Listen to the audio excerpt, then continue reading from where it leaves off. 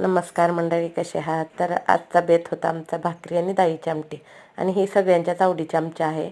कधी पण आम्ही गावाला आलो की आम्हाला डाळीची आमटी आणि भाकरी तर आवडते. आमची आई पण नेहमी अशीच बनवून ठेवायची, कारण तिला माहीत होतं आम्हाला काही चपाती पोळी पुरी भजी असलं काही आवडत नाही गावाला आलं की.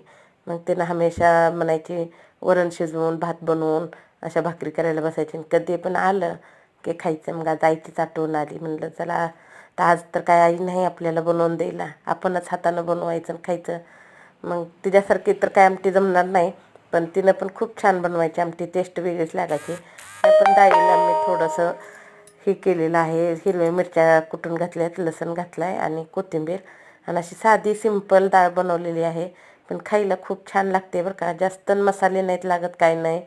आणि आमचे वडील आज जाणार होते बाजारला, मग त्यांना पण भूक लागलेली होती. मग म्हणले दे, त्यांना गरम गरम दिलेत, कारण त्यांना दात नाही तर चावायला जरा प्रॉब्लेम होते.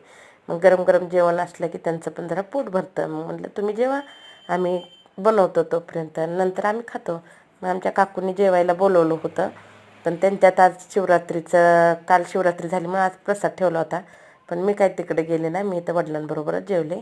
चला भेटू पुढच्या व्हिडिओमध्ये. Bye bye.